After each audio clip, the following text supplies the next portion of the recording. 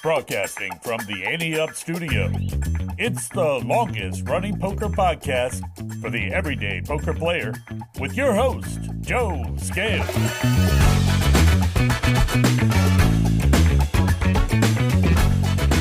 Hello, A-Team. It's Friday, May 5th, Cinco de Mayo. It's also Mike from Table Talk's birthday. So if you want to wish him a happy birthday, you can send that to podcast@anteupmagazine.com and he'll get it there. Since it's his birthday, I gave him the day off. Instead, I have Jeff Platt and Jamie Kerstetter's full interviews in the Table Talk segment. Speaking of that, the May issue of the magazine came out this week. Be sure to check it out. I'll have a link to it in the show description, but you can always get to it from anteupmagazine.com and click on magazine at the top or in the menu bar. This month is packed with info from across the country, fun stories, and pieces of the interviews with Jeff, Jamie, and Darren from the Dreamers Poker documentary. I think you'll love it. Be sure to fill out the form in the magazine or on the website to have the magazine sent to your email. That's all I really have this week, so let's get on with the show. Find out what conversations are happening around the poker table with Table Talk.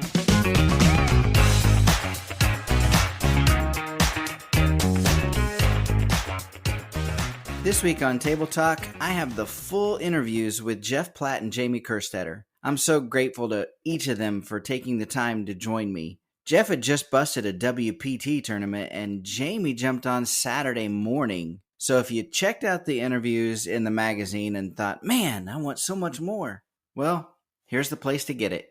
All right, Jeff Platt is the host of No Gamble, No Future on Poker Go. He has been reporting from the floor at WSOP, and he's a pretty darn good poker player as well. Hey, Jeff, how you doing?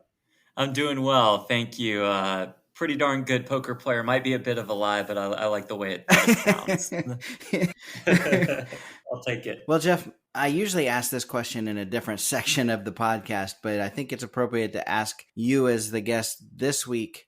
And I know you told me you just busted day 1A, but how you running? Yeah, I would say, running in life, fantastic. I mean, how lucky am I, Joe, to just be able to come to Florida to play some poker tournaments? So that's cool. Yeah. I min cashed their 2K yesterday. Don't mean to brag. Pretty strong score of a whole $3,000 or something. And so fired day 1A of the main today. It did not go particularly well, and around level 4, I was like, you know what? I'd rather just go talk to Joe. So you guys can have my chips, and here I am. But we'll fire it off again tomorrow. Well, I appreciate you being here. I tell you, I was able to talk to Tom Wheaton before the Dreamers documentary came out. Mm-hmm. He's an incredible gift to the poker industry and doing great things with Faded Spade and Above the Felt. But how did you get involved with Tom? That's a good question.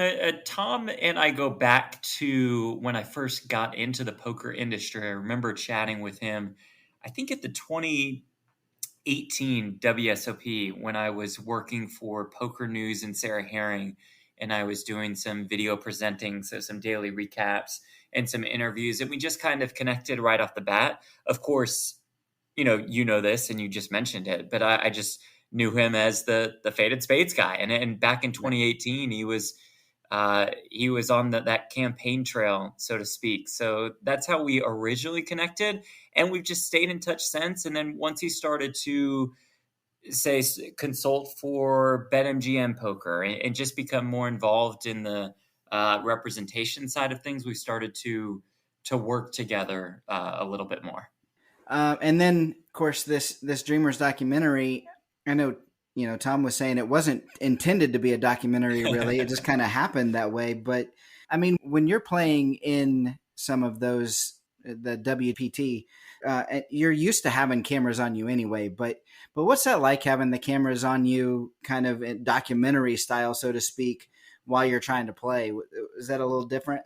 Yeah, it most certainly is different because, to your point, my job is basically to have a camera on me the whole time, right? When I'm silent reporting at the World Series of Poker. So I'm very used to it in that way. But when it comes to playing, yeah, sure, I'm fortunate enough that somebody cares to take my picture here and there. But to have a camera there for a long stretch of time while playing is something that's unique and different and creative. And I'm so glad that Tom and the whole crew were able to do this with so many different players, because I think it gives the viewer a real insight into what playing the WPT World Championship was like. So it was different for me. I didn't feel uncomfortable about it.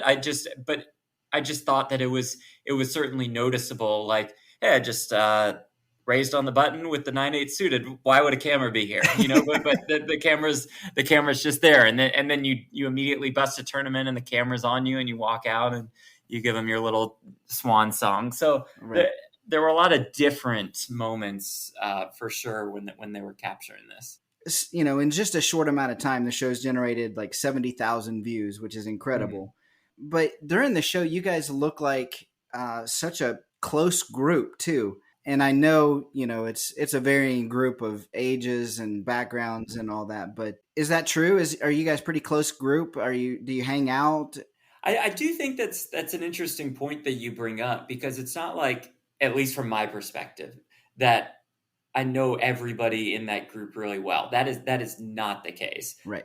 But I get along with everybody really well, really easily. And I just think that that's the group that Tom has managed to put together. I have known Jamie Kerstetter for the last 5 years since I've gotten involved in the industry, and so I consider myself very good friends with her. But to be able to click with really everybody, and I mean, I know there are some scenes in the documentary where I'm hanging out with Jamin, and like, I want to say that was the second time we had ever hung out in person.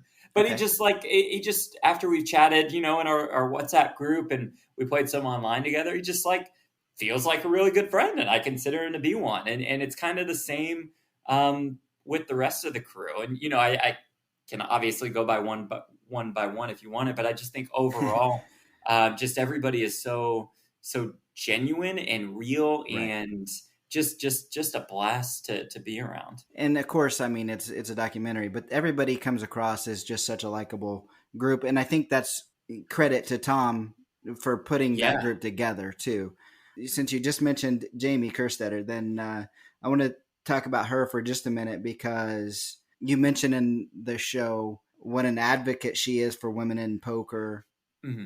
And that is a segment that I talk about quite a bit on the podcast that I think is important to grow in order for poker as a whole to grow, right? Yeah. So talk about that a little bit, and how we can, if there's an answer to that, grow that segment and what that can mean for poker. I think about that scene in the documentary a lot, because that's what people have brought up to me the most, and they rightfully should, because that's probably the most important part. And it is, as you stated, it's just so important as we move forward into this game, that the growth of, having more and more women in poker is just so incredibly important. But the key question is, what exactly do we do? Right. And fortunately for us, we have the Jamie Kerstetters of the world trying their hardest to answer that question. So, when people come up to me and they say, I love what you said about women in poker in the documentary, I'm like, I really didn't say anything. Like, I didn't bring up a novel concept. I recognize something that's incredibly crucial to the industry. And still, Joe, I have no real solution. I do right. love what Jamie is doing, what the World Poker Tour is doing, what the Win is doing, and not just having a women's tournament, but also moving into women's meetup cash games, and trying to just expand the scope a little bit. I know that when we play poker, and I think we talk about this in the documentary, that it's 95-5-ish male to female, right? But our viewers, there is a stronger and a more notable female demographic. So if we can convert more of those players into actually playing, and the only thing I can think of, Joe, and this is super cliche, and it's not some genius thought or anything, but it's just about creating a welcome atmosphere, a really good environment for somebody to come in, male or female, and just not feel uncomfortable. And unfortunately, in many places in the past, women have gone in and they felt really uncomfortable. So Right. this is, just about basic behavior at the table. And I think we've gotten to a point where to help that, and you see something going on that's not right, you call, whoever out for performing poorly as far as behavior is concerned. And that if we can just take a bunch of little steps, hopefully it merges into one big step for this game. Yeah, and I will say this, playing in even lower stakes and home games even, I'm seeing more women getting involved, which is good. It's just how do we get them, like you said, just from that beginning step there to taking it to the next level. But I believe it'll happen. I believe we'll get there. It'll just take a little bit of time still. And so, like you said, I'm glad that we have the Jamie Kerstetters of the world to help with that. And if everybody starts to commit to that, like Jamie and like the World Poker Tour and like the Win, then we're going to be on the right track. I'm confident in that. Yeah, absolutely. Well, just one question to kind of wrap things up here. You are such a great broadcaster, and I always enjoy watching you from that aspect. But what advice can you give someone like myself who is new-ish to doing all this to better myself on that side? Well, first of all, if you call your guest great broadcaster and a pretty darn good poker player, I think you're doing a great job. That's going to help you right off the bat, just to be honest. No, it's a great question because I think this industry is so intriguing. And so I think my biggest points of advice would be, number one, just be yourself. And, early in my sports broadcasting career, Joe, I feel like I kind of faked it and was just really scripted. And I'm like, this is how a sports anchor is supposed to sound, so I better do this.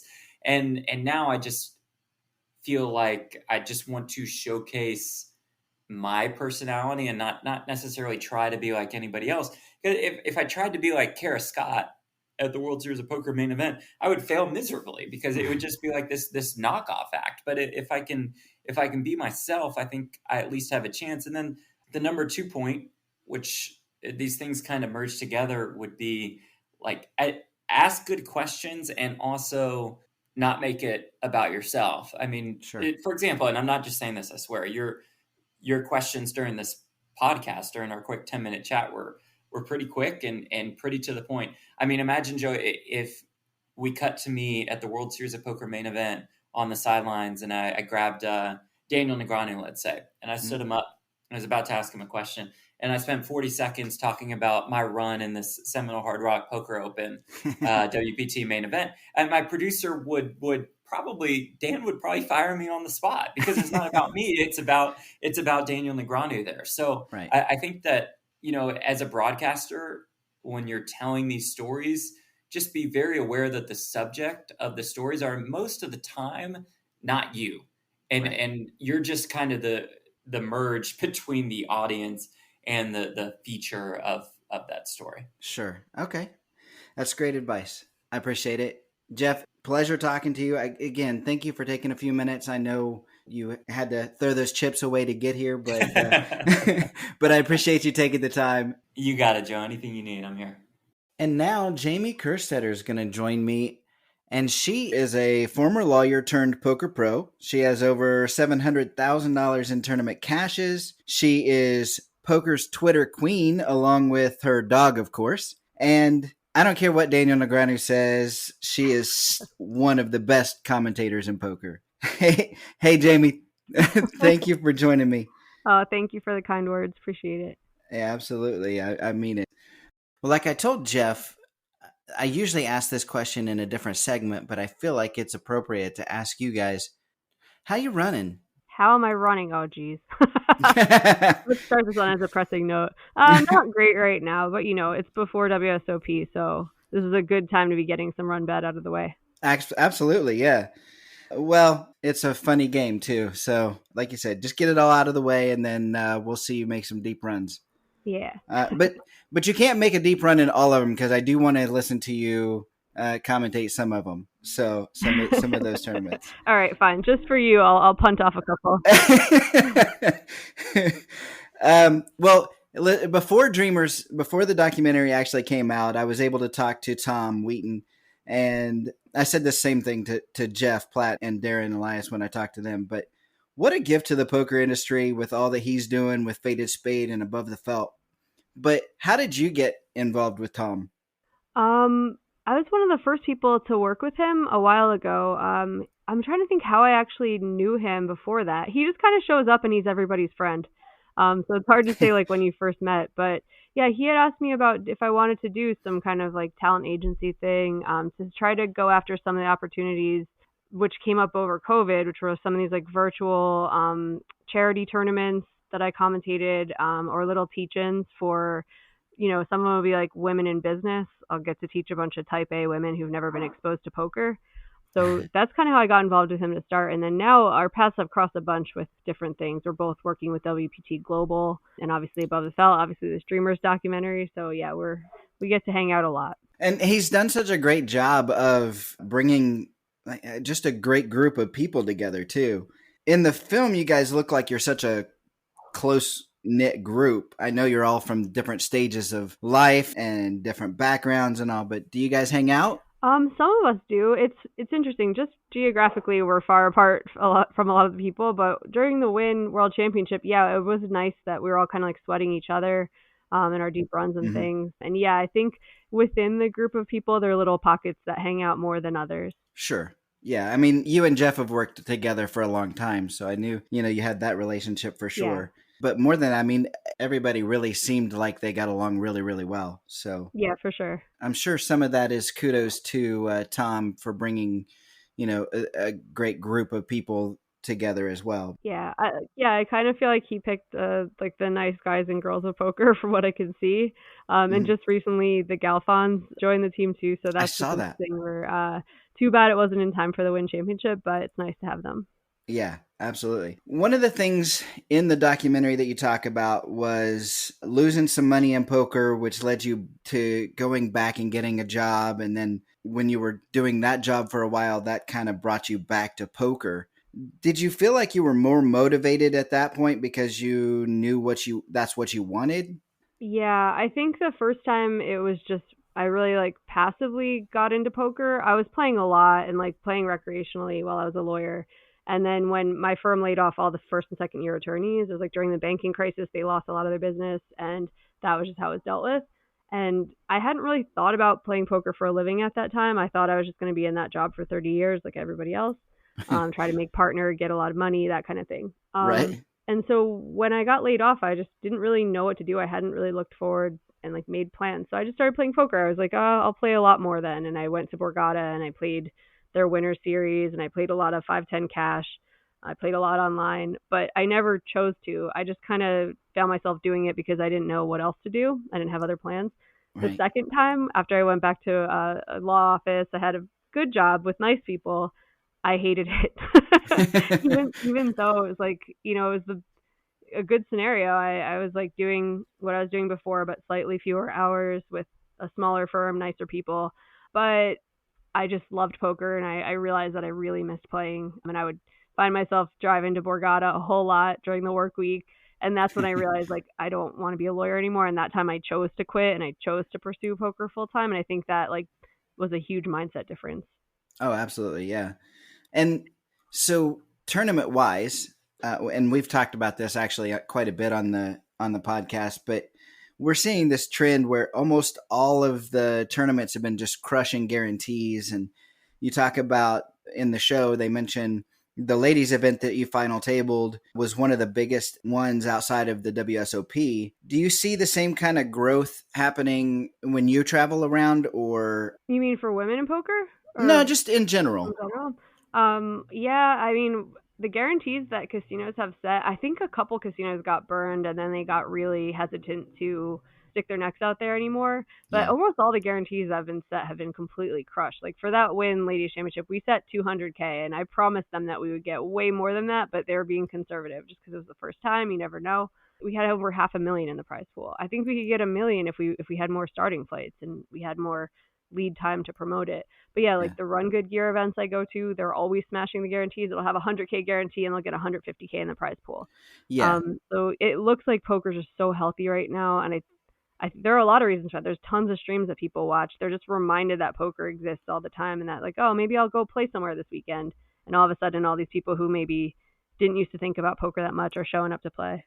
Yeah, absolutely. You went there a little bit earlier than I was going to, because the next topic, first of all, I hate that this is even a topic, and I know that you probably dread, because you get asked this more than anybody because you're a great advocate for women, but I feel like ignoring the question is worse. What can we do to grow women in poker? I know we're not going to solve the problem right here, right now, today, but what are some changes that we can start to make?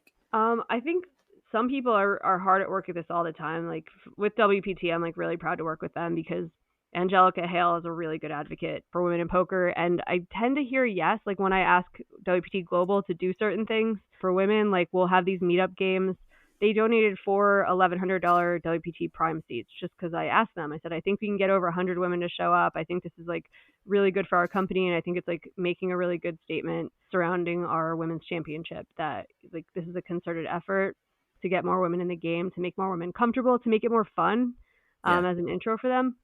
Yeah. I think that goes a long way, just having companies willing to put up a little bit of money and also having people in the right positions in the company to, pitch certain things that make sense. Like I pitch these ladies meetup games because I think that's the best way for us to spend that money to get women involved. Sure. And obviously the ladies championship was just a huge success. And that was Angelica Hale was all about having that be one of the premier events. I think that's one really good way. Another way is just like organically letting women have opportunities. Like Xuan Lu is a great example.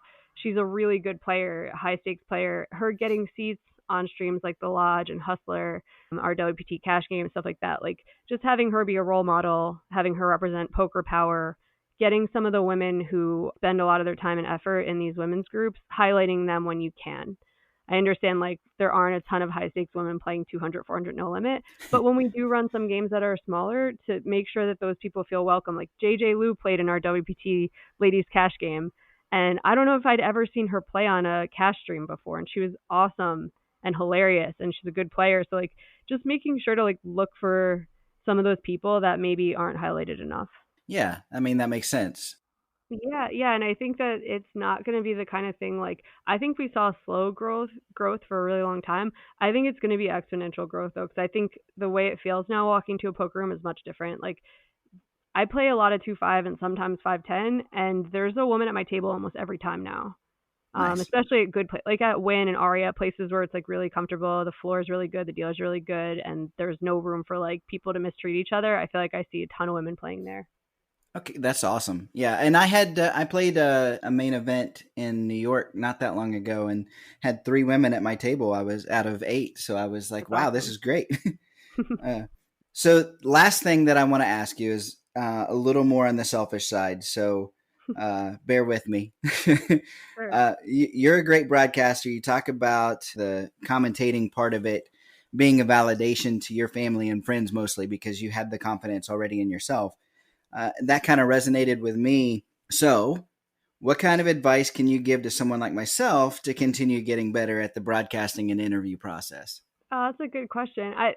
The thing that I did that I don't regret at all is I said yes to literally everything, probably the first like year or 2 that I was commentating, because I was really new and I used to be afraid of public speaking, and I would just get so anxious before every opportunity. So basically saying yes to all the smaller streams, even if it was no pay or really low pay, even if the hours were weird. Like I used to do a ton of those run it up streams, and some of them were Sydney, Australia. So I'm literally broadcasting to nobody who's ever heard of me before in their lives from midnight till 10 in the morning. Some of the perks were getting to work with really good commentators who are like established and knew what they were doing. I got to work with Somerville and Stapes. So like saying yes to some of those streams that maybe wouldn't be like top of some people's list. Like you're never going to have like Negrani or Helmuth commentating streams like that, but getting to find the kind of voice I want to have, getting to make mistakes without it being high stakes mistakes where people are like, oh my God, what did she say? What is she talking about? I got to do that a lot first. And then by the time I got chances on bigger stages, I at least felt comfortable with the way that I went about it. And of course, I got a lot of criticism from every angle, but I at least felt good about it myself. I was like, I'm not going to quit because like one person says they don't like this, because I've spent a lot of time trying to get pretty good at this, and like I at least feel good about the way I'm doing it. Perfect.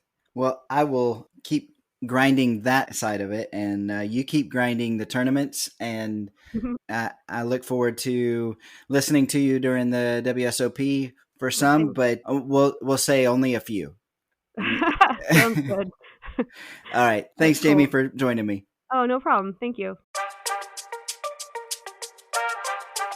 Now it's time for Call the Floor with Elliott Schechter. Elliott Schechter is the poker room manager for Rivers Casino in Schenectady, New York. He joins us each week to say how he would rule on situations that come up in your games, and he joins me again this week. How you doing, Elliott? I'm doing very well, Joe. This has been a good week. How you doing? It's good. It's been a good week for me as well. We got the new issue of the magazine out this week, so it looks great. Already had a good response from that. But hey, we actually have a full call the floor question that I want to get to in a minute. But I was talking to some people the other day, and the question came up about calling the floor. So we were actually talking about things that we've seen in casinos and home games, some of the weird things that we've seen there. And the majority of the people in the group said they had never actually called the floor before. They had dealers stop the action and call the floor while they were in the hand, but they never spoke up to have the floor called themselves. So the question that they were asking me, and so I'm passing it on along to you, is when should you call the floor? And is it the responsibility of the dealer, or basically they were saying they didn't want to be a Karen. So what's the responsibility there? Well, I can very well understand not wanting to be a Karen. It's not a good look for anybody. There are times to call the floor as a player, and there are times to not call the floor as a player. The ones where you shouldn't be calling the floor are pretty easy to identify. Obviously, if there's a seat open, that's not the player's job to let anybody know. The dealer does it, whether accessing the software system available at the table or even just announcing seat open or putting their finger in the air. But when to call the floor? Again, yes, it is primarily the dealer's job. Dealers are human. Dealers make mistakes too. If there's a glaring error that is about to be made permanent and the dealer and the other players aren't noticing, yeah, you got to call the floor, especially if it's your money involved. And generally, it almost always is. Right. There's no shame in getting an extra pair of eyes on a situation that could absolutely go sideways. You certainly don't want a pot being pushed to the wrong person. You don't want hands being misread, and you don't want people glossing over that. Right. Heaven forbid it's you. I've had to put a clamp down on my cards and call the floor. Sometimes you have to do it. I highly recommend not being wrong in that case. Certainly better be right, but if you know you're right and it's obvious you're right and something mistaken or calamitous is about to occur, yeah, call the floor. Get the supervisor over there. They will untie the knot and solve the situation. Right. It's very important. There's also other cases, player behavior. If a guy's just being just absolutely belligerent, drunk or otherwise, players are hesitant to speak up. Dealers are certainly not going to try to rock the boat. Either call the floor or go up to the floor and describe what's happening. Have them watch the table. Have them watch the player in question. The guy's being insulting on a consistent basis, every other word out of his mouth, profane or not. That doesn't have to be abided. And you shouldn't be shy about speaking up. If somebody were being a complete bore in a restaurant at the table next to you, you would certainly speak to the host or the manager in the restaurant.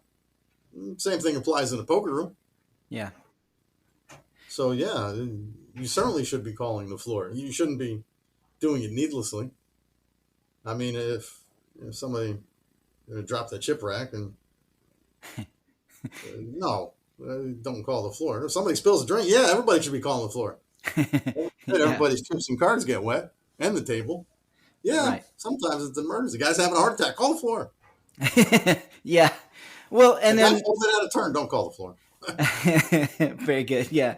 And one of the things that they had mentioned, and I think I said this, but if they didn't want to seem like they were going over the head of the dealer, right? But you could also ask the dealer to call the floor. You don't have to go over their head. Say, can you call the floor? And then you're carrying on that chain of command, so to speak. So, and you need to be able to address this correctly too. When you're asking the dealer to call the floor, please remember to tell the dealer, stop what you're doing, call the floor.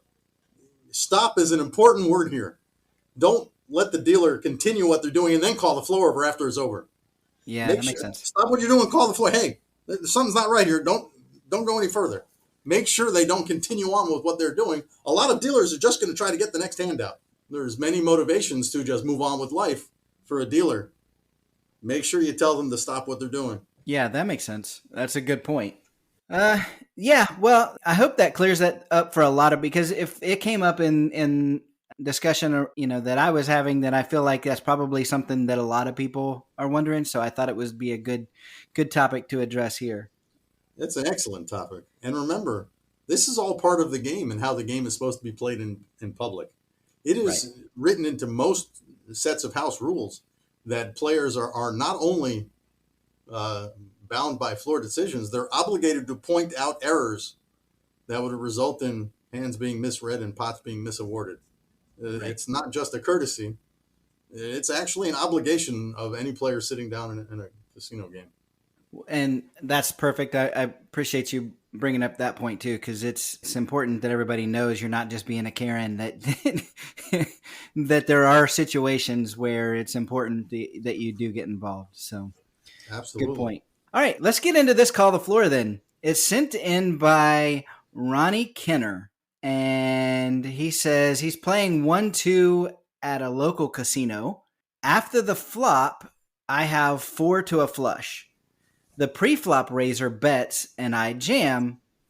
After about 20 seconds, it looks like seat 9 puts some chips into the pot while confirming the amount with the dealer, but immediately takes them back when the dealer says it's much more than that. Wouldn't putting any chips into the pot be a call?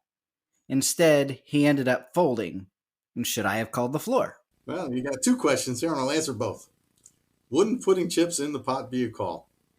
Sometimes, yes. Should you have called the floor? Probably, just if nothing else, to get an explanation of what happened. In most situations, when you put chips in after somebody bets, you're calling. But that rule doesn't get absolutely applied when it's multi-way. If somebody bets and you're calling that opening bet of a round, regardless of what round it is, if you're putting chips in after the opening bet, after the first bet of a batting round, and it doesn't matter where the button is, if it's check, check, bet, and player 4 puts chips in, he's calling player C's bet, even though the first 2 players acted. They didn't put chips in. The first bet was that bet made by player C. Right. This is not what happened here. So, Ronnie, please don't get angry. Your raise was intervening, and the guy in seat 9 probably unaware of your raise and was calling the opening bet. And I usually defer to the players in the first and last seats. They have the worst view of the table, especially the guy in seat 9. Since everything goes clockwise, a lot of the stuff he's missing at the other end of the table is always going to be hard for him to see every single hand he plays. Right. You don't say what seats you and player A were in, but I'm generally in this situation not making them put that bet in. I'm going to admonish them to pay attention. I'm going to make sure that the dealer is doing their job by announcing the bets and raises correctly. This is not the case where that third player is putting a call in mandatorily. I see this all the time where, like you said, in seat 9, it's hard to see, or seat 1 on the other end. It's hard to see what's going on at the other end, and you see chips, but you don't know how many, or it looks like it's this many, and it's actually they had a different colored chip in there than you saw, and you didn't see that or whatever. So I could see where you're not trying to award a pot or award more money because they can't see. I get that. Absolutely. Yeah, the dealers make better doors than windows. That's true. Well, and I know, if you have a good hand in that situation, then you're hoping that all those chips come to you. But if it were the other way around and you were hoping for a fold, you wouldn't say anything. So Right. you got to take the good with the bad there. Ronnie, I hope that clears it up. I think that, it's one of those situation by situation kind of things. And again, there's more to the situation. I mean, the dealer didn't let the action go past this person. If that person had put chips in the pot and forcing other people to either fold their hands or put chips in the pot, it's a different situation. Again, if it was calling the opening bet or there was only one other bet in front of them, that's a different situation. But when there's a gross misunderstanding of the bet to that person, they're generally offered relief, and especially in the smaller games, the 1-2s, the 1-3s, you're generally going to have certainly distracted players, beginning players, novice players, players socializing rather than concentrating on the game. And hey, we want people to pay attention and not slow the game down, and it doesn't appear as though this player was slowing the game down. They just obviously couldn't see the bet that was out there. Right. I will say this from the other standpoint, though, from Seat 9's standpoint, that could have all been avoided if he just would have asked how much before he started to put the chips out rather than while he's putting the chips out. Most certainly. So if anybody is out there and they're the one in Seat 9, it doesn't hurt to ask how much. Use your words, folks. Yeah, exactly. All right. Well, Ronnie, good question. Thanks for sending that in. And if anyone has a call the floor that they would like Elliott to answer, send it to podcast@anteupmagazine.com. Elliott, I appreciate you again. Absolutely. And we'll talk next week. Great to see you, Joe. Let's break it down with Hand of the Week. We are back with another Hand of the Week. Patrick joining me again. How's it going? Joe, I'm good. How are you, man? I am doing well. I just, got to give you a little bit of a hard time. Being the Boston fan that you are. I should say I'm not necessarily doing the greatest. Knew how that had to come up. Yeah, that was, let me put it this way. It was a very long week for all of Boston sports fans, specifically the Celtics ended up doing well, but the Bruins, you set a new record for points. You set a new record for wins. You set a new record across the board. And then you've got a 3-1 series lead to start the playoffs. You can just coast from there, and then you lose 3 straight to them at home, and you're sitting in your living room going, "What in the heck just happened?" So yeah, from there it's been an upstart week, but other than that, it's been worse. What feels worse, though? I think I know the answer to this, but what feels worse, that or 86 World Series? Oh, okay. Thankfully, I am not old enough to know the 86 World Series in person, but the 86 World Series. I mean, Buckner for sure. Yeah. I mean, it's you owned it. I mean, you had it set. That was there. I mean, I guess if the Bruins had made it to the Stanley Cup Finals and then lost the fair, then we could have had the conversation. But I mean, I've already forgiven all these players, and hopefully a bunch of them come back. But it took like 25 years for them to let Bill Buckner back into Boston. Yeah, so that's true. I mean, that was definitely way worse. That is true. Well, we have a interesting Hand of the Week. I think you're going to enjoy this thought. They've got a little side game that they play in this one too, which I think is super fun. Cool. So this Hand of the Week is sent in by Hazel Walton. Hazel. They are playing a 1-2 home game. Okay. It says, we also play a fun button game as well. Basically, the button puts $2 in a side pot that only the small blind can win. Interesting. So if the small blind doesn't win the hand, then the next button puts in $2 more.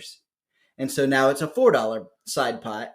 And if the small blind doesn't win that one, it's $6, then $8. And it just keeps growing until the small blind wins what could be a pretty decent pot, especially for a 1-2 game. Yeah. So this is set up to incentivize the small blind to play more hands. Yeah. Because it's an easy one to fold from, right? So in this one, and I think that'll come into play a little bit here too as we get into this. But at the start of this hand, Hazel has $500 in her stack. Okay.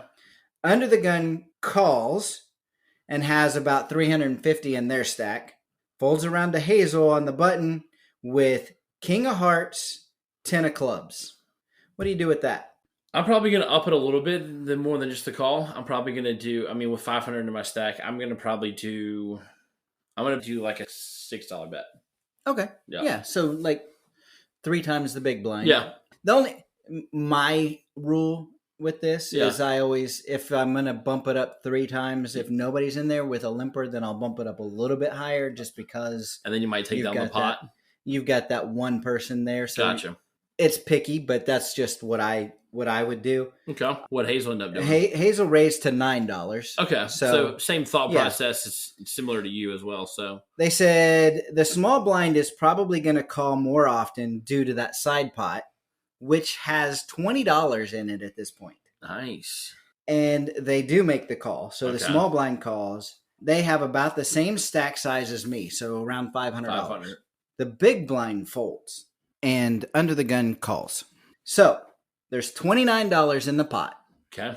The flop is the 10 of spades, 7 of hearts, 3 of hearts.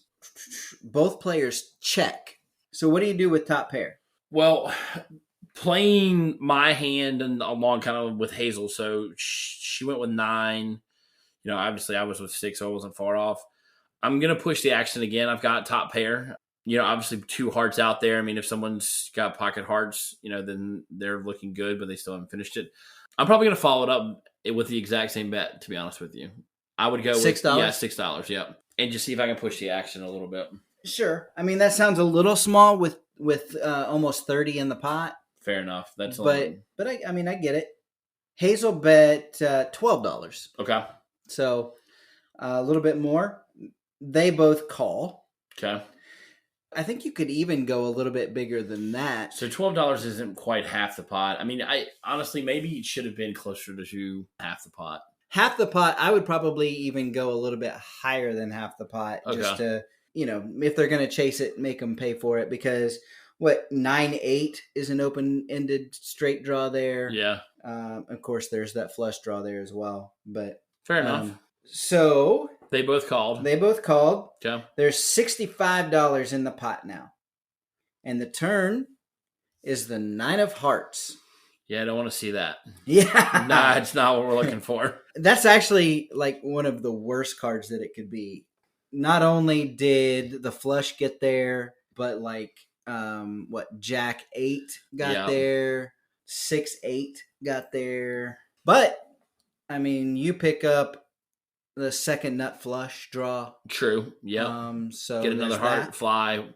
We've got a pretty high kicker. What kind of action did they end up seeing? They both check again. I got to tell you, I'm probably checking again as well. Yeah. That's understandable. I don't have to pay to see it anymore. I've pushed the action throughout. It's a decent sized pot.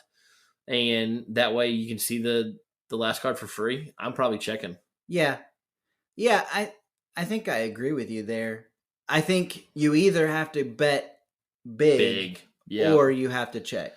I don't think you can go a middle of the road kind of thing there because what does it do? You're really just bloating a pot if you do that. Yeah. If you're just going the middle of the road. Hazel says, I blocked the nut flush. Not exactly. The ace would. Yeah. But, you're blocking the second nut flush. So Hazel bets $35. Okay. That's kind of that middle of the road we were thinking. Yeah. Pot was 65 going into it. So now 35. That's right at or just above half the pot. So that pushes it to 100. Yeah. I don't think that's a good bet at all. Let's see how Hayes plays out. But I'm with you on this. I honestly think checking is the right move because you're against 2 opponents. Yeah. Betting into 2 opponents with that wet of a board, I don't think that's a great idea. What ended up happening? What Hazel say ended up happening from there? The small blind folds, and under the gun raises to 105. So small blind folded because they were still playing with wanting to try to win that pot and had nothing. Right. So they're out. Under the gun comes in and raises to 105. So, yeah. So at that point, you've got to make them for the flush. Yeah, at least that's my thought process. They may or may not have, maybe they do have, Jack 8 or another straight, but I mean, it's much more likely. I mean, they kept going. I'm making them for the flush. Yeah, I don't see what else raises there. Yeah. Even if they made it straight, because, straight gets there. Even if they make their straight, though, I don't think they're betting into a flush there. Especially with us pushing the action the whole time anyway. Right. Yeah. I feel like anything but a flush just calls right there. Yeah.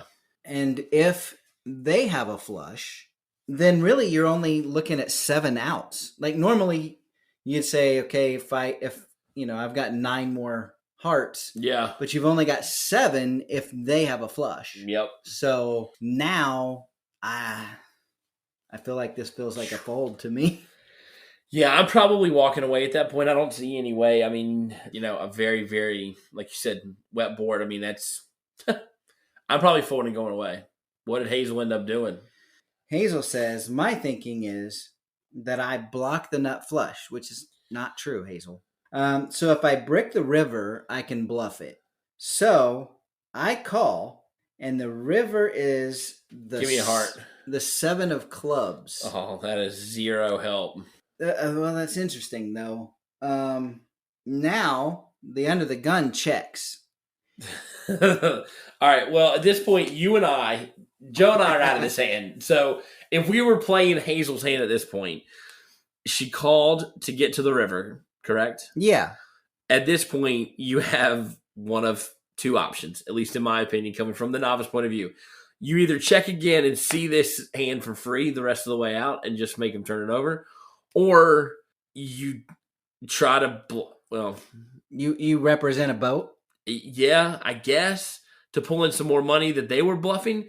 I don't see any way of betting right here. I don't think it's smart at all, because you have top 2 pair. I get that, but you have a flush out there, and yeah. What happens if they happen to have had a 7-3? I mean, you're just a 7 and all. You're done. Yeah, I don't see under the gun, because he was the first to act, so he's not going to have 7-3 or true any of those kinds of hands. Word checks. However, they probably do have a flush. You really have to represent having a boat here to get them off of their hand. And what full houses are you representing? A 10s, maybe? Yeah, but at pocket 10s? I guess I go back to, they just checked. Like if the bet had come to, correct? Is that what it said? The check is to us, right? Yeah. So if they had bet, then we are having to make a decision whether to call or go over the top. But at this point, at least. But you're not winning this hand unless you bet 10s and 7s. They have the flush, yeah. There's no way we're winning this hand without betting. So you have to bet big enough that you represent a boat to take it down. Yeah. That they fold. And you just have to decide. Following. You just have to decide if you can bet enough to make them go away. Yeah, and I don't know that that's possible. I mean, we've already got. She had a stack of 500. So we've got 220-ish in there, something like that. I mean, we're already close to half our hand. Our pot. So this is one of the more eager ones. I can't wait to hear what ends up happening. So there's 275 in the pot. Okay. They don't have much more than that in their stack, so I jam. Oh, all right.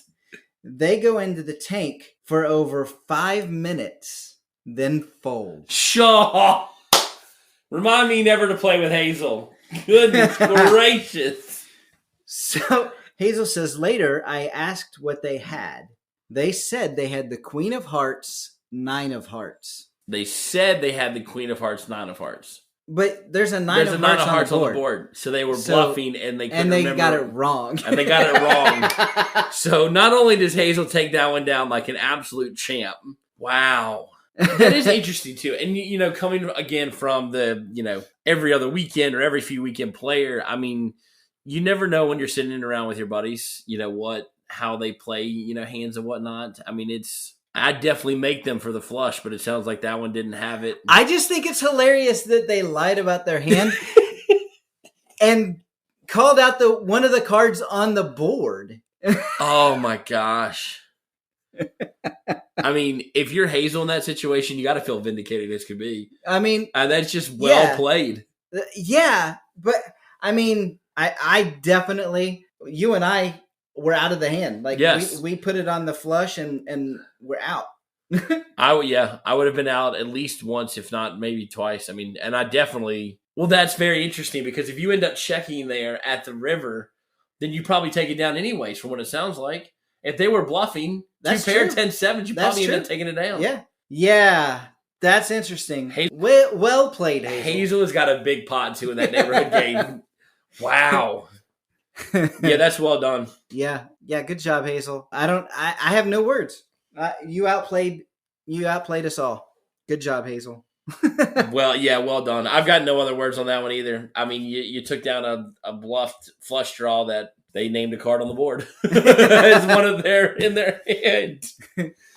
Well, that one's super interesting. Thanks, Hazel, for sending that in. And if anyone else has a hand of the week that they would like Patrick and I to break down, send it to podcast@anyupmagazine.com. Patrick, I appreciate you doing this again. Bring it on. Hazel, more power to you. You win that one. Hands down. Y'all have a great week. See you next week. The question is, how you running?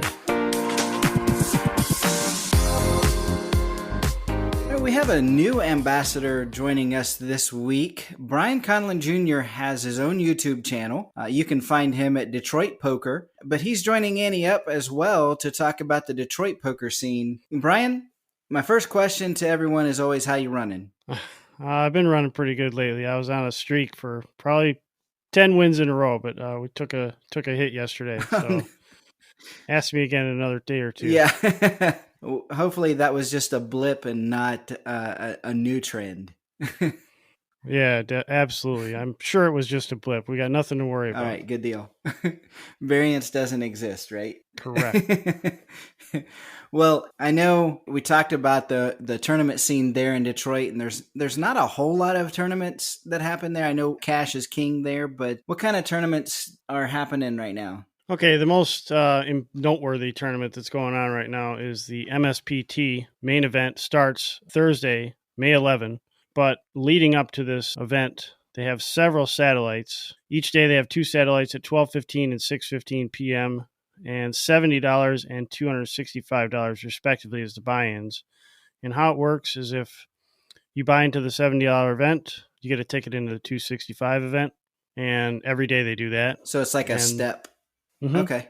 You could go to the $265 if you choose to do so. The main event itself is $1,110 entry, and they have 3 day ones to that main event. That draws a pretty big crowd. They had it last year. A friend and I went to that last year, and it was so busy they didn't have any cash games. And I have heard reports that they're bringing more dealers in. They're going to have cash games this year. So you said it was at the Firekeepers? Yeah, it's at Firekeepers Casino Hotel. That's in Battle Creek, Michigan. That's probably about a 2-hour drive from me. I live in Oxford, but it's within shouting distance of Detroit. So you said they're bringing in some more dealers, so hopefully there will be some cash games that are able to get going outside of the tournament as well. Yeah, that's what they're hoping. Okay. Last year it was kind of a fiasco over there. They didn't have any cash games whatsoever, and the whole room was filled with tournaments, and they had hundreds of alternates as well. Yeah. Well, we've been talking about this the last few weeks. The tournament poker scene has been crushing all the guarantees lately, and so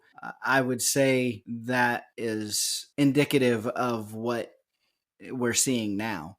It's maybe the beginning stages of it. Just so many people that have been missing playing poker and finally having a chance at a big tournament, a big payout maybe, and so that seems to be the trend. But near you, what kind of cash games are you seeing? Okay, so the Metro Detroit area has literally dozens of places to go play. If you want to play at a charity gig, we'll start with charity gigs. Charity gigs are very, very good action, usually very loose. It's kind of like a home game feel.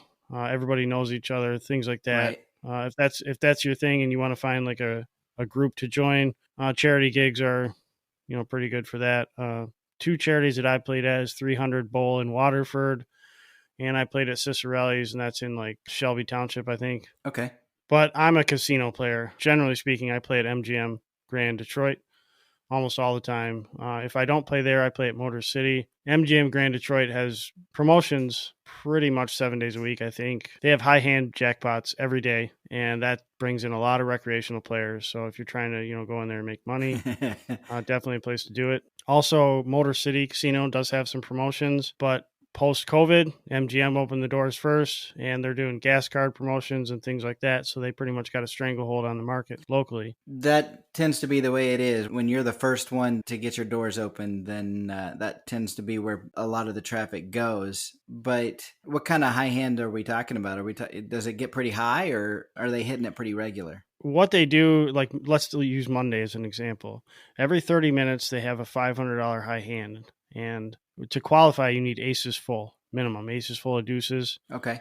And generally, they are hitting a high hand every half an hour. However, some days, if nobody hits it, it rolls over to 1,000 and then 1,500 and then 2,000. Okay. And they have various changes of this throughout the week. Like Mondays and Wednesdays are really big high hand days. Tuesdays and Thursdays, the high hand works. Like if you get a full house, it's $100 on the spot. No waiting to see who has the highest hand. Four of a kind would be 200. Straight flush would be 300. Royal flush would be 500. Okay. And they also have a thing from 11 to 12:30, and it might be from 5 to 6:30 on Tuesdays and Thursdays, where there's a $1,500. The highest hand in that 90-minute period takes $1,500. So there's all kinds of promotions going on just like that. Definitely free money to be had over there. Nice. At MGM. Okay.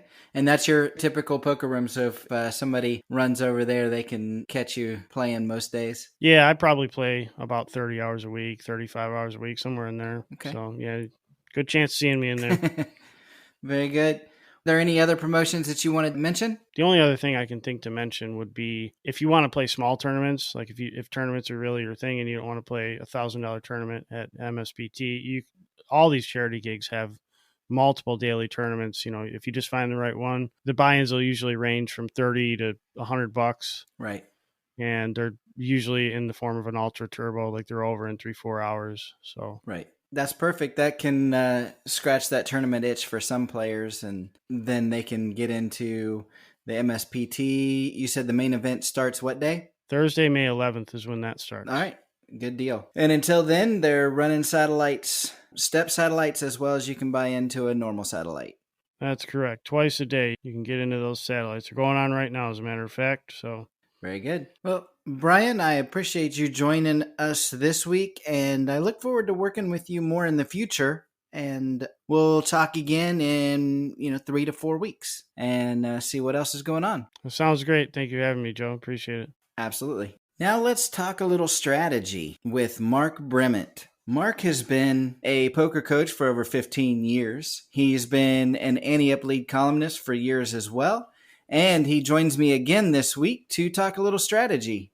Hey, Mark, how's it going? Hey, Joe. Thanks for the great introduction. However, I would like to add that I was also a player for a long time. There you go. And for over a decade, let's just say I kept my restaurant afloat with poker winnings. Good deal. Well, your article this week in the magazine talks a lot about position. So I thought that would be a good topic to talk about on the podcast as well. Oh, great. Excellent. I'm all in. All right, good.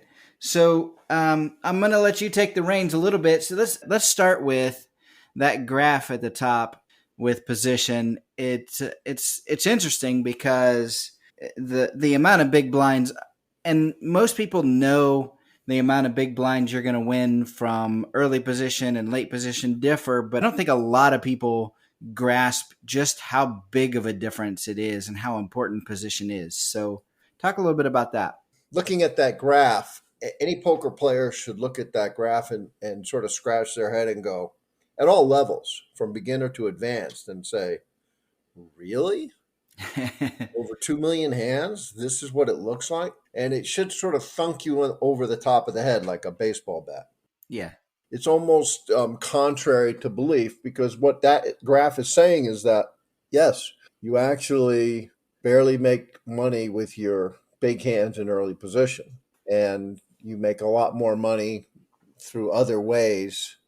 and lose a lot less money. That's the big part of the equation that we also forget, because in late position, we have the advantage of acting last and getting off a hand. And that's Right. sort of what separates the men from the boys, knowing when to get away from a hand and fight a better battle. Right. And even to take that a step further, you can control the pot when you've got maybe a big draw or even, you've got top pair or whatever.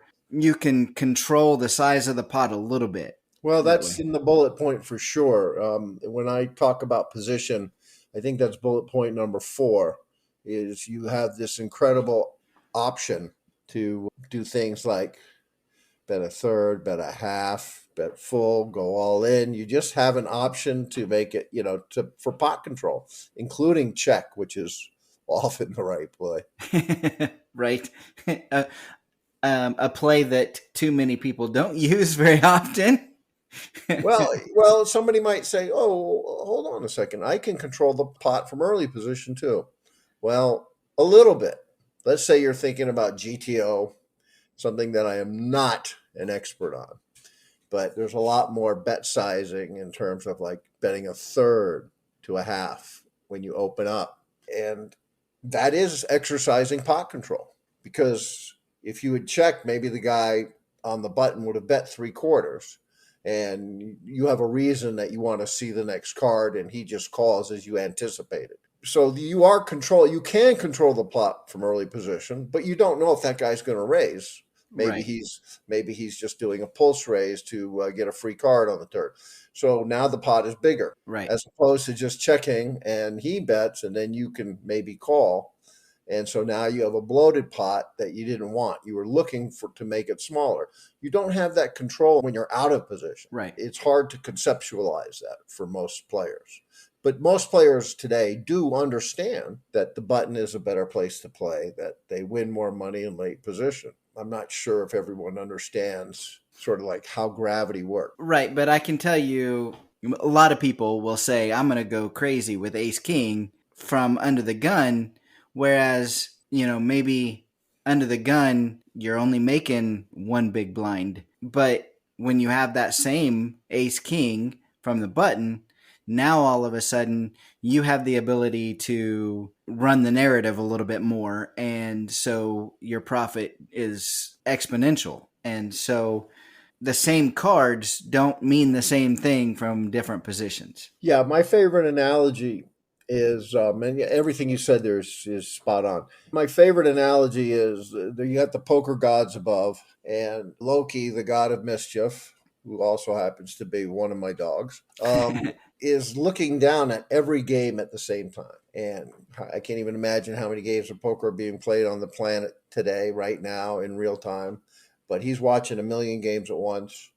And the money, actually, the chips are flowing towards the button. And it reminds me of sort of like how the tide rolls, Yeah. It just rolls that way. And if you look at any subset of 100,000 hands or more, all you really need is 40,000 hands on Poker Tracker or the other one. But online, for any online player, if you dig into their stats, and by the way, I can plug leaks from looking at someone's stats. I can tell what they're doing wrong. Is their aggression not enough? There's a lot to dig into, but you do need a reasonably decent amount of hands. Sure. But if you'll see that step graph where that person, either you can call it wins more in late position, and it's a step graph, or you could say it another way, loses less in the late positions. Let's say they're a losing player. Let's say they lose in all seats, but they actually lose less on the button than the other seats. Sure. So, and what a lot of us do not realize is how much money we lose in our blinds. Because a lot of times we choose not to defend, and a lot of times we come in and we're out of position. Right. And there we go. So you're basically signing a contract with someone to fight them out of position. So you come you might be mathematically priced in, but you've actually, you're bringing a knife to a sword fight, so to speak. Yeah. I will say that's probably one of my biggest weaknesses is defending my blinds too wide for sure. Small blind, not so much, but big blind, I do. Yeah, the big blinds is tempting because we know we're closing off action. We know we're not going to get re-raised. And we know we're getting a decent price because we already have, there's already, it's not our money anymore. It's in the pot. Right. But it's a less price to enter. So we're getting a good deal. It's apples are 99 cents instead of $2.49 a pound. So one of the things you can do to plug that leak is if there's multiplayers, it is a much better price. So a guy in the third seat makes it 3x, and you got 2 callers, including the button. And now you have sort of some kind of speculative hand, and you decide to play. And if it's just you and the raiser, well, throw that hand away because you're not getting the right price. Right. That might be the difference of that's a good leak to plug right there. So a second reason that playing in late position is more profitable is we can actually afford to play weaker hands. Sure. In late position that we might not play in early position and really surprise someone, with a nice double gapper and just beautiful things like that. And people just scratch their head and they're frustrated. You're frustrating your point. So you have a much wider range of hands that you can call. And Sure. Again, if you actually were able to look in and see 100,000 hands, you could actually play certain hands with profitability. And, you can pull out your poker tracker and you can say, well, how did I do with 6-9 suited? And I can hear your listeners thinking to themselves, is this dude saying play 6-9 suited? Well, yeah, there are times to play it. It's a speculative hand. And if there's 2 callers and you can get in late position and that brings in a button and you're catching a flop 5 ways, yeah, it could be a profitable hand. But if you're playing that hand under the gun because you think that you love it because it was your best hand or it's your favorite hand or, for whatever reason, maybe you want a huge pot in a tournament, you're probably got a leak. Right. Probably not playing it as profitable. That was a mouthful. Sorry. No, that's good. It's perfect. And you went 6-9 suited. I was thinking like 5-7 spades, something like that. But same page, different numbers, but same page. And I think that the best thing about those is you have the ability to play them from the button, say, and it's so well disguised, you can earn a lot of money from there when you play it from the right position. Yeah, I have call it a leak or a tidbit that I like a 5-7 offsuit more than a 5-7 suited. I'm really playing for the straight, and I don't want to get caught in a tournament getting a second best flush and losing. I'm trying to stay away from curse words, but a lot of chips. You know what I was going to say, but yeah, a 5-7 suited has more equity than a 5-7 offsuit. It's just something to think about, and that again is a different tangent about position. And I think my last bullet point about position is not only does it allow us to lose less, sometimes less is more. How do you like the Zen? Do you feel the Zen? There you go. Yeah. Less is more. But not only does it allow us to lose less, but it allows us to bluff more effectively. I think most of our players, and even intermediate and beginners, understand that it goes check, check, and you can move all in and everybody folds. And I'm not saying that's necessarily the right play every time, but there's a lot of opportunity to pick up uncontested pots from the button and the cutoff. Yeah, so from the button, you can really get a good read of what someone else has. If the flop comes out all low cards and nobody wants to take control of the pot, then you can seize that opportunity if you feel like they're playing, if they're the type of player that can throw away high cards in a situation like that. So yeah, you definitely have the ability to control things from that spot for sure. Yep. And we can't emphasize enough to our listeners that it's often about losing less, not winning more. Yes. And Mark, we'll put a bow on this one. Sure. So what are the wrap-up points? Well, position is a critical part of winning strategy at Texas Hold'em. At my poker class at Pima Community College, you saw on the whiteboard as you walked in on the first class for Poker 101, position is to poker as water is to life. And we would have 3 classes on Wednesday night. They go an hour and a half each, and position was a big part of what we talked about. Players who understand the importance of position can have pot control and play a wider range and bluff more effectively. And There you go. since you've got that wider range, you can tighten up in early position and play looser in late position. And all of a sudden, the magic starts to happen. You start making more money. And it's like, it can't be that easy. It is and it isn't, but that's a big start. And Right. that was, I think, my biggest aha moment that I can ever remember when I was really in there and playing lots of hours is that an aha of separating out speculative hands versus playing hands. Very good. Mark, I really appreciate you being here with me each week, and we'll do it again next week. All right. Thanks a lot. It's time for Joe's 1-Outer. Last week, I talked about resilience as a strength and a weakness. Another strength in poker is preparation. It'll lead you to so much success in this game, but it can also be an Achilles heel. You can read books and watch videos and pore over advice, but there is nothing that will ever teach you more than experience. Experiential learning is actually doing the thing and gleaning whatever lessons there might be from that. There's a quote that says, "Luck is what happens when preparation meets opportunity. But if you spend all of your time preparing, then you miss out on the second half of that equation." Get out there and play. Play lower stakes if you want, but put the strategies and tactics that you've been learning about in play, because I promise you, it'll feel odd to 3-bet more in certain situations or to amp up the aggression from the button until you get more comfortable with it. Studying is important, but so is the experience. Sometimes you have to tell yourself to get out there, get in the ring. It's game time. Enough prep, enough studying. It's time to start doing. Just go. That's today's 1-Outer, and that's today's show. I'll see you next week, A-Team, and until then, I'll see you at the tables. The Ante Up Podcast is a production of AnteUpMagazine.com. Contact the show at podcasts@AnteUpMagazine.com or call the show at 540-339-7741. If you'd like to advertise, send an email to editor@AnteUpMagazine.com.